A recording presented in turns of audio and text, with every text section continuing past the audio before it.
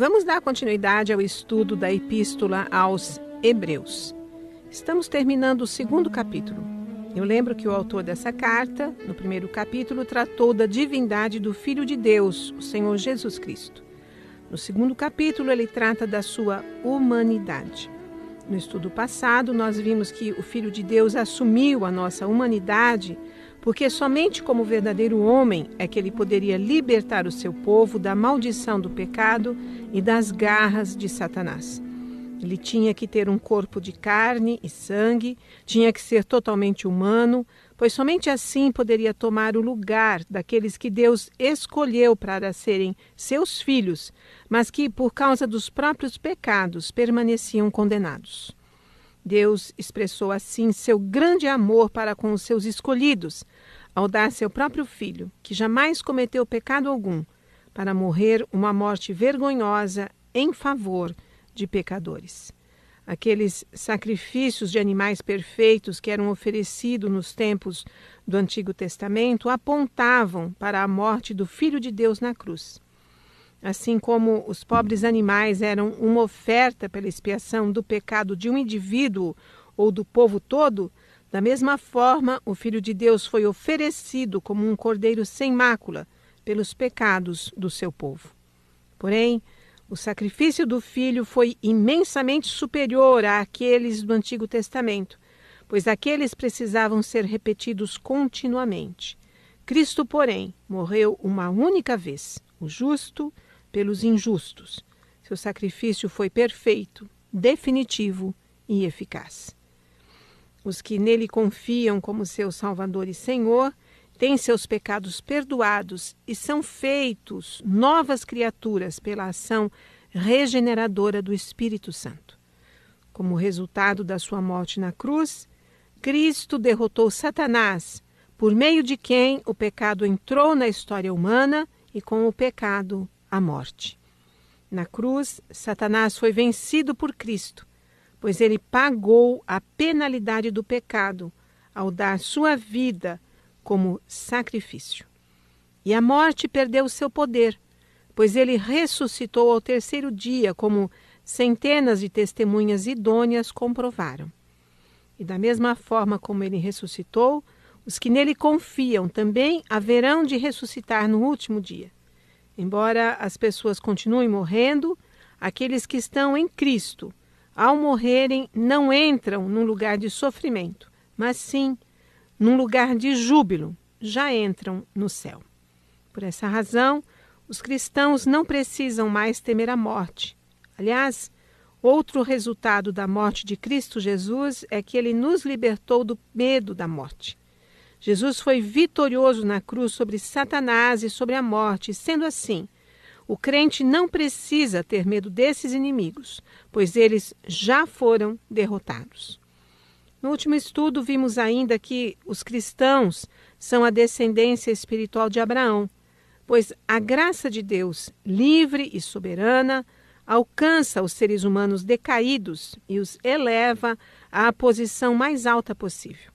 É a esses que foram alcançados pela graça que o Filho de Deus socorre, e isso os torna mais privilegiados do que os anjos. Antes de prosseguirmos, meu ouvinte, façamos a leitura dos versículos que vamos estudar hoje. Hebreus, 2º capítulo, versos 17 e 18, em que a palavra de Deus diz assim: Por isso mesmo, convinha que, em todas as coisas, ele se tornasse semelhante aos irmãos, para ser misericordioso e fiel sumo sacerdote nas coisas referentes a Deus, e para fazer propiciação pelos pecados do povo. Pois naquilo que ele mesmo sofreu, tendo sido tentado, é poderoso para socorrer os que são tentados. Meu ouvinte, com esses versículos, o autor de Hebreus começa a tratar do tema central da epístola, o sumo sacerdócio de Jesus Cristo, o Filho de Deus. O professor Simon Kistemaker, em seu comentário desta epístola, publicado pela editora Cultura Cristã, observa que no versículo 17, O escritor de Hebreus explica a necessidade da identificação de Cristo com os homens. Para que possa socorrer ao homem pecador, Jesus deve tornar-se semelhante a seus irmãos em tudo, menos numa coisa. Ele não tinha pecado algum. Era preciso plena identificação. Ele tinha a divina obrigação de tornar-se como seus irmãos. De certo modo, o autor de Hebreus parece estar se repetindo, pois anteriormente, no capítulo 2, ele introduziu o pensamento da identidade humana de Cristo, nos versos 9, 14 e 15. Mas agora ele mostra que Jesus tinha de tornar-se homem para assumir seu papel como um sumo sacerdote misericordioso e fiel. Nesse versículo, o termo sumo sacerdote ocorre pela primeira vez em Hebreus. Em nenhum outro livro do Novo Testamento, Jesus é descrito como sumo sacerdote. Somente em Hebreus, a doutrina do sumo sacerdócio de Jesus é totalmente desenvolvida. Isso é tratado aqui no capítulo 2, depois é tratado no 3º capítulo, no 4º, no 5º, no 6º, no 7º, no 8º, no 9º capítulo e o 10º capítulo todo fala sobre esse tema. O escritor sacro chama a atenção para duas características do sumo sacerdócio de Jesus: misericórdia e fidelidade. O adjetivo misericordioso ocorre somente 2 vezes no Novo Testamento. Uma vez, na conhecida passagem das bem-aventuranças, quando em Mateus 5:7, Jesus diz: bem-aventurados são os misericordiosos. E outra vez aqui em Hebreus 2:17. Em Mateus, nós lemos que a misericórdia deve ser expressa de homem para homem. Aqueles que praticam a misericórdia recebem a promessa de alcançarem misericórdia de Deus. Aqui em Hebreus, capítulo 2, verso 17, Jesus é descrito como sumo sacerdote misericordioso, que representa o homem diante de Deus, desvia a ira de Deus, cura o coração quebrantado, ergue o caído e ministra as necessidades de seu povo. E, enquanto a misericórdia é dirigida ao homem, a fidelidade é dirigida a Deus. Jesus é um fiel sumo sacerdote no serviço a Deus. Devemos lembrar que a palavra fiel, na verdade, tem 2 significados. Uma pessoa é fiel ao cumprir suas obrigações. E também é fiel quando é digno de confiança para as pessoas que confiam nele. Geralmente, os 2 significados se fundem, se misturam. Depois de destacar essas 2 características do sumo sacerdócio de Cristo, o escritor de Hebreus menciona seu propósito. Ele fez propiciação pelos pecados do povo. Eis aí, meu ouvinte, uma palavra rara: propiciação. Em toda a Bíblia, ela ocorre apenas 5 vezes. A primeira vez nós a encontramos no livro do Êxodo, capítulo 32, verso 30. Essa é a ocasião em que Moisés intercede pelo povo que havia pecado contra o Senhor, confeccionando um bezerro de ouro para a adoração. Nesse versículo lemos: no dia seguinte, disse Moisés ao povo: vós cometestes grande pecado. Agora, porém, subirei ao Senhor e, porventura, farei propiciação pelo vosso pecado. De que consistiu essa propiciação? Nos versos finais do capítulo 32 de Êxodo, constatamos que Moisés disse ao Senhor: ora, o povo cometeu grande pecado, fazendo para si um Deus de ouro. Agora, pois, perdoa-lhe o pecado, ou se não, risca-me, peço-te, do livro que escreveste. Por essa passagem tão conhecida do Antigo Testamento, podemos perceber alguma coisa do significado da palavra propiciação. Mas nós a compreenderemos melhor indo ao endereço seguinte em que a encontramos. Trata-se de Romanos, 3º capítulo, verso 25. A propósito dessa passagem, o professor James E. Packer, em seu livro O Conhecimento de Deus, da editora Mundo Cristão, afirma que ela é a base lógica da justificação dos pecadores por Deus. Para ficar mais claro, meu ouvinte, vamos ler Romanos, 3º capítulo, do verso 21 ao 26. Acompanhe essa leitura atentamente. Mas agora, sem lei, se manifestou a justiça de Deus, testemunhada pela lei e pelos profetas.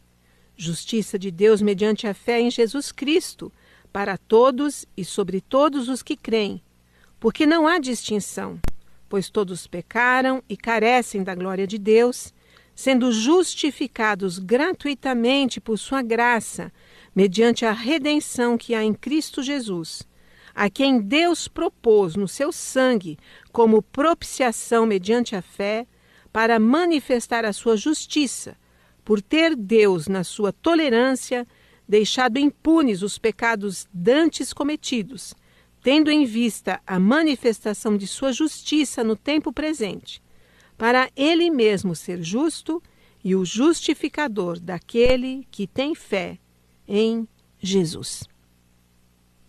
Agora, meu ouvinte, vamos ler novamente a passagem de Hebreus que estamos vendo, 2º capítulo, verso 17, que é a segunda ocorrência dessa palavra propiciação no Novo Testamento.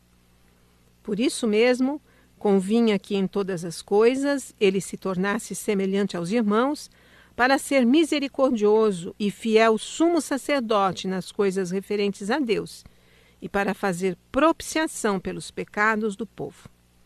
Segundo James Packer, essa passagem é a análise racional da encarnação do Filho de Deus. A terceira ocorrência dessa palavra é o testemunho de João sobre o ministério celestial de Nosso Senhor, que nós encontramos na primeira carta do apóstolo João, 2º capítulo, versos 1 e 2, onde lemos: Se todavia alguém pecar, temos advogado junto ao Pai, Jesus Cristo, o justo, e ele é a propiciação pelos nossos pecados. E a quarta ocorrência é a definição do amor de Deus dada por João na mesma carta, 4º capítulo, versos 8 a 10, onde está escrito que Deus é amor. Nisto se manifestou o amor de Deus em nós, em haver Deus enviado o seu Filho unigênito ao mundo, para vivermos por meio dele. Nisto consiste o amor, não em que nós tenhamos amado a Deus, mas em que ele nos amou e enviou o seu Filho como propiciação pelos nossos pecados.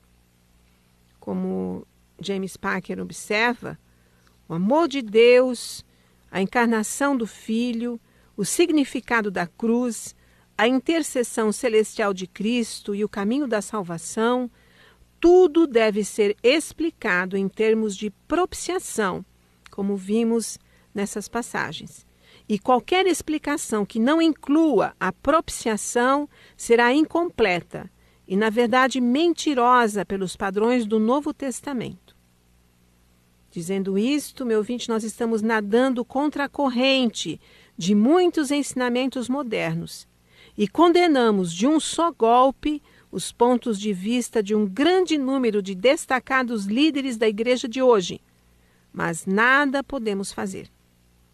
Paulo escreveu em Gálatas 1:8, mas ainda que nós, ou mesmo um anjo vindo do céu, nos pregue outro evangelho que vá além do que já vos temos pregado, seja anátema. E um evangelho que não tenha como centro a propiciação é outro evangelho diferente daquele pregado por Paulo. As consequências disto não podem ser evitadas. Precisamos saber diferenciar, meu ouvinte, expiação e propiciação. Devemos ter em mente que a expiação significa apenas a metade do que é a propiciação. Expiação é uma ação que tem o pecado como seu objeto. Ela denota a cobertura, o afastamento ou a extinção do pecado, de modo que ele não mais se constitui numa barreira a uma comunhão amigável entre homem e Deus. Na Bíblia, entretanto, a propiciação significa tudo isso e mais a pacificação da ira de Deus.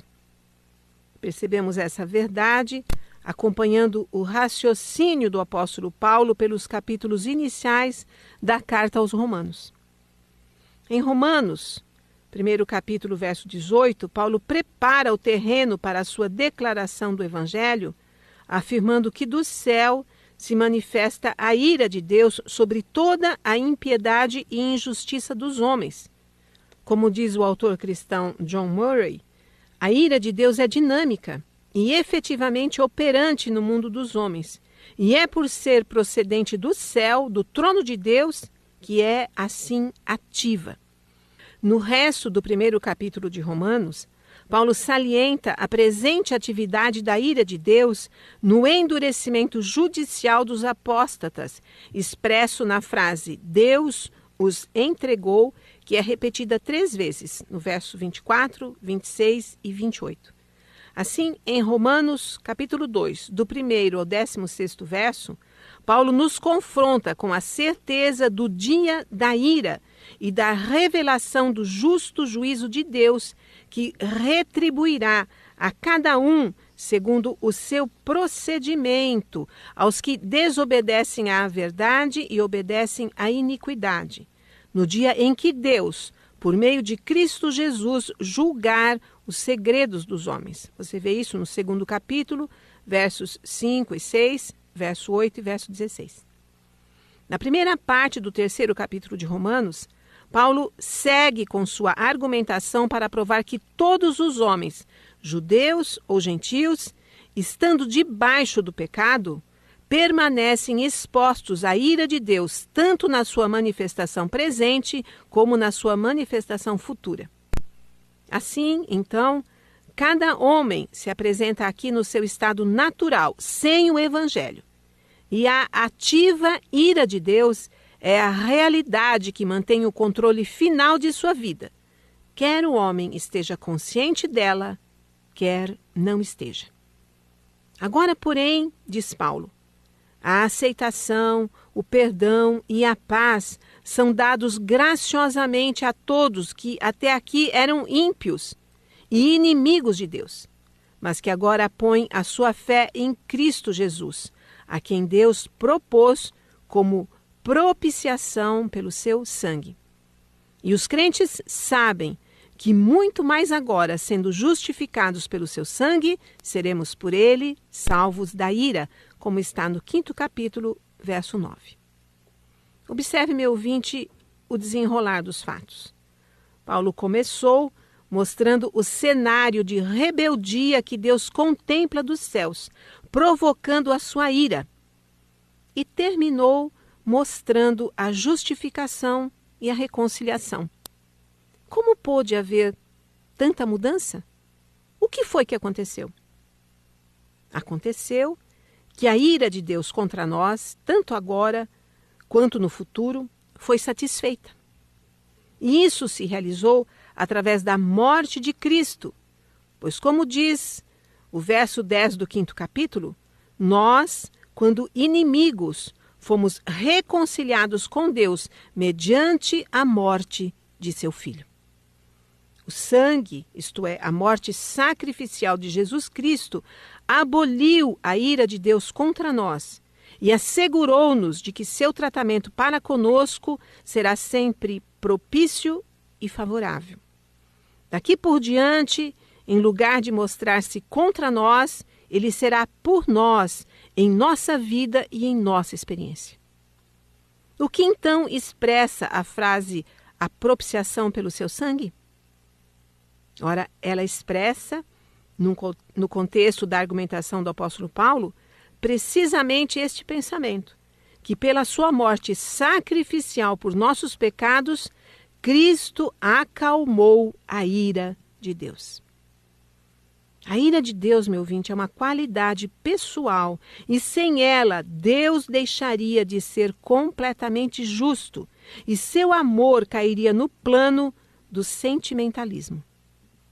A ira de Deus é tão pessoal e potente quanto o seu amor.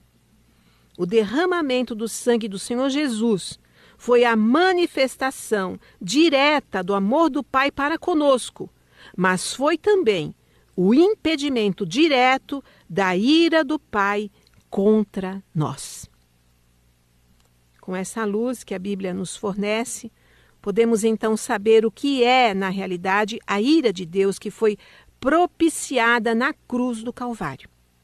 E essa ira não é a raiva caprichosa, arbitrária, geniosa e convencida que os pagãos atribuíam a seus deuses. Não é também a raiva infantil, pecaminosa, cheia de ressentimentos, maliciosa, que encontramos entre os seres humanos. Essa ira é uma função daquela santidade que está expressa na exigência da lei moral de Deus, como está em 1 Pedro 1,16, sede santos, porque eu sou santo. E é uma função da justiça que se expressa nos atos de julgamento e recompensa. Em Hebreus 10:30 nós lemos, ora nós conhecemos aquele que disse, a mim pertence a vingança, eu retribuirei. A ira de Deus é, nas palavras de John Murray, a santa repulsa de Deus contra aquilo que está em contradição com sua santidade, expressando-se através de uma emanação positiva do descontentamento divino. Esta é a justa ira, a reação reta da perfeição moral do Criador contra a perversidade moral da criatura. Desse modo, a manifestação da ira de Deus punindo o pecado está longe de ser moralmente duvidosa, pois isto só seria verdadeiro se ele não mostrasse sua ira desse modo. Deus não seria justo, isto é, ele não agiria do modo certo. Ele não faria o que se espera de um juiz, a menos que inflija sobre todo o pecado e maldade o merecido castigo. E isso nos leva a 3 fatos sobre a propiciação que fazemos bem em conhecer e guardar em nossa mente. O primeiro fato é que a propiciação é a obra do próprio Deus. Não é assim no paganismo.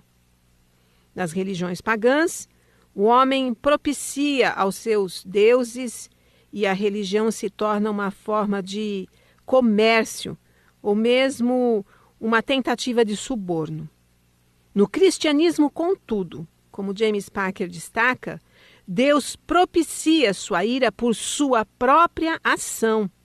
Ele propôs Jesus Cristo, diz o apóstolo Paulo, para ser a sua propiciação. Ele enviou seu Filho, diz João, para ser a propiciação pelos nossos pecados. Não foi um homem a quem Deus era hostil que tomou a iniciativa de tornar Deus amigável. Nem foi Jesus Cristo, o Filho eterno, que tomou a iniciativa de transformar a ira de seu Pai contra nós em amor. A ideia de que um filho bondoso tenha mudado a mente de seu pai cruel, oferecendo-se em lugar do homem pecador, não faz parte da mensagem do Evangelho.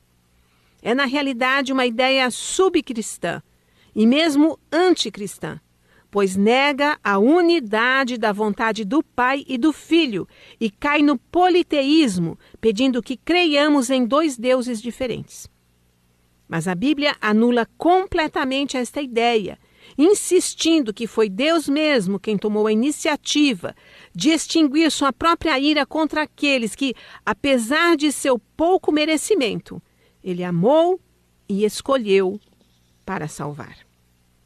Como diz o autor John Murray novamente, a doutrina da propiciação é precisamente essa, que Deus amou tanto os objetos de sua ira que deu seu próprio Filho com a finalidade de, pelo seu sangue, propiciar a remoção dessa ira.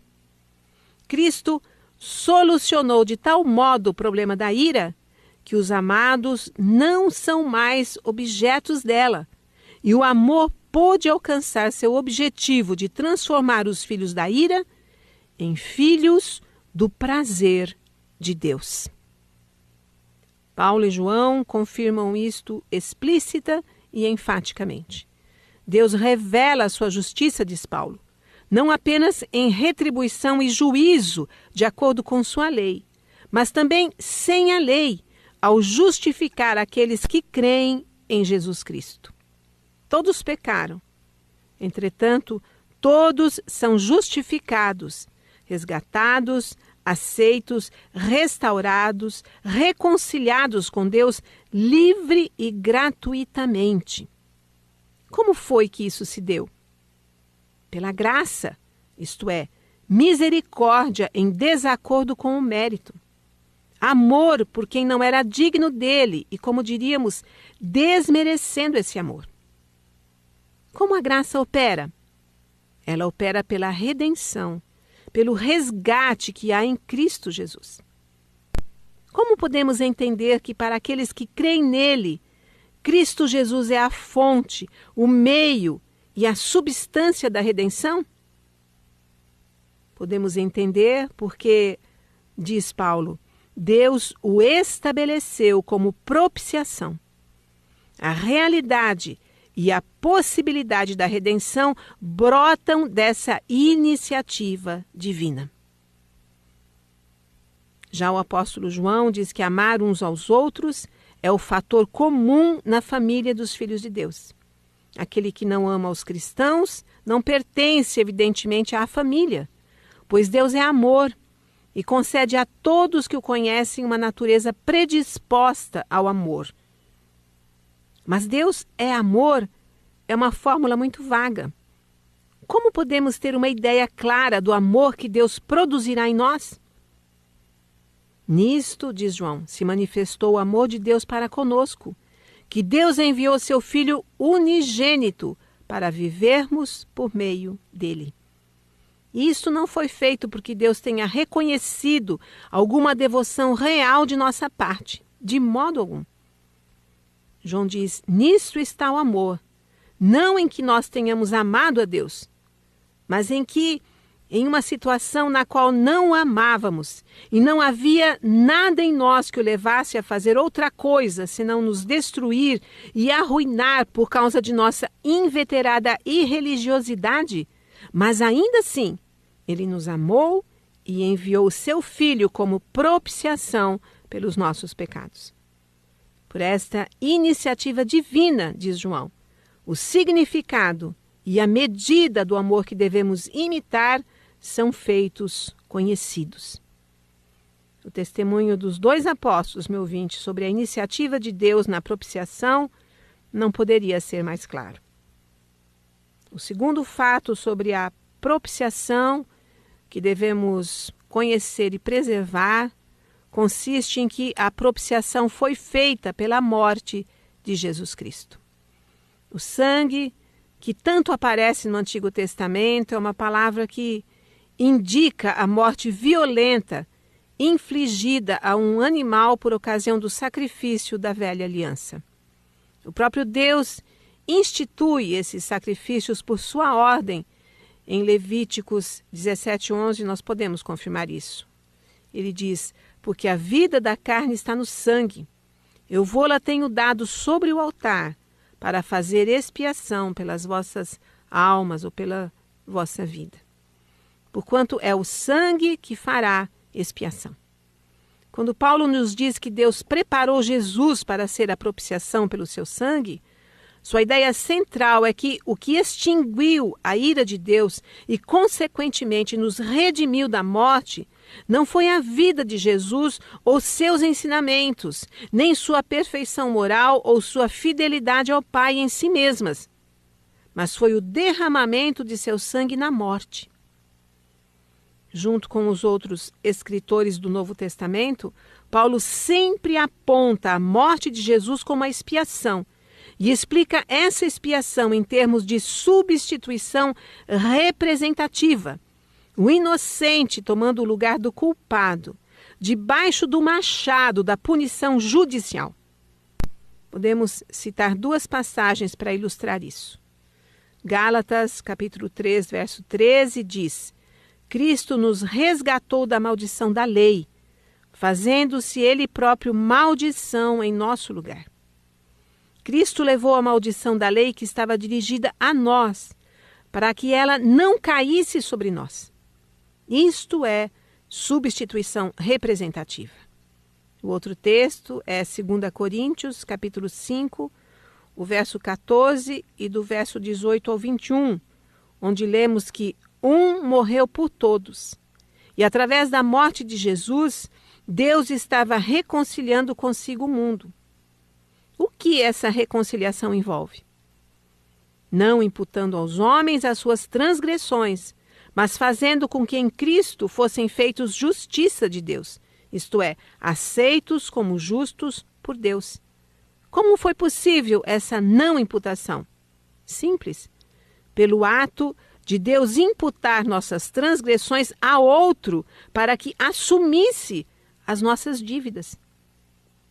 E assim nós lemos no verso 21, aquele que não conheceu o pecado, Deus o fez pecado por nós. Parece então que foi como um sacrifício pelos pecadores, suportando a pena de morte em lugar deles, que um morreu por todos. Isto é substituição representativa.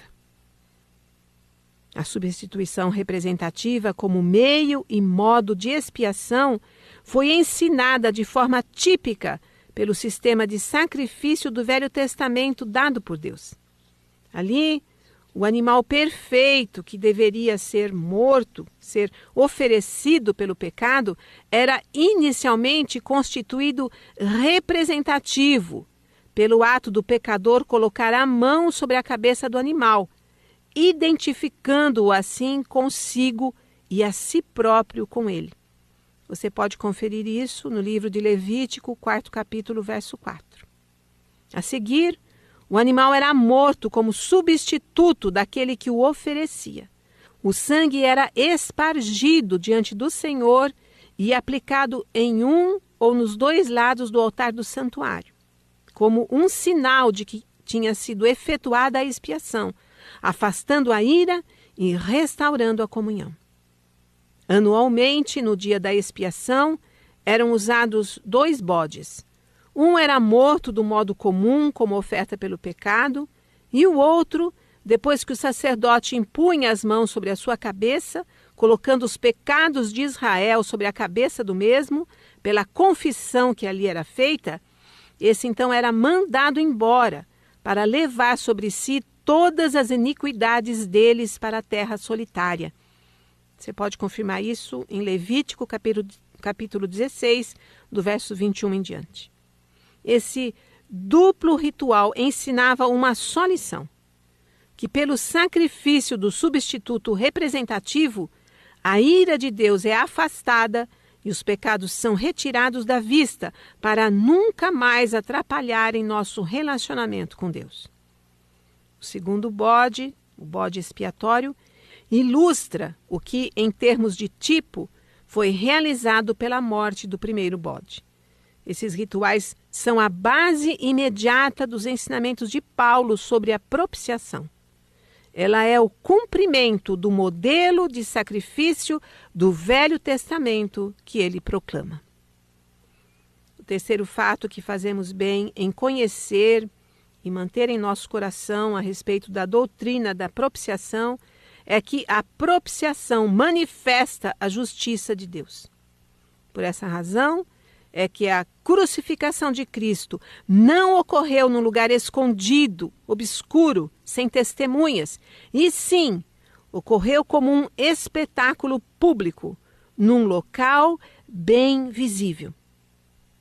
Mas sobre esse fato, bem como sobre a visão geral de todas as coisas que a propiciação nos permite ter, eu falarei no próximo estudo. Veremos que a certeza de que a sua morte seria propiciatória era a força que movia Jesus no seu ministério na terra. E veremos, entre outras coisas, que a propiciação coloca uma eternidade de rejeição diante daqueles que permanecem endurecidos quanto à pessoa e à obra de nosso Senhor Jesus Cristo, nosso sumo sacerdote.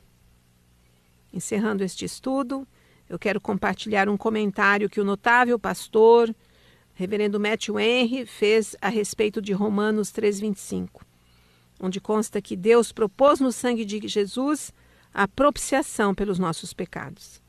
Matthew Henry escreveu que Jesus Cristo é a grande propiciação ou sacrifício propiciatório tipificado por aquela peça de ouro puríssimo, onde se realizavam as expiações nos tempos do Antigo Testamento, de acordo com a lei mosaica.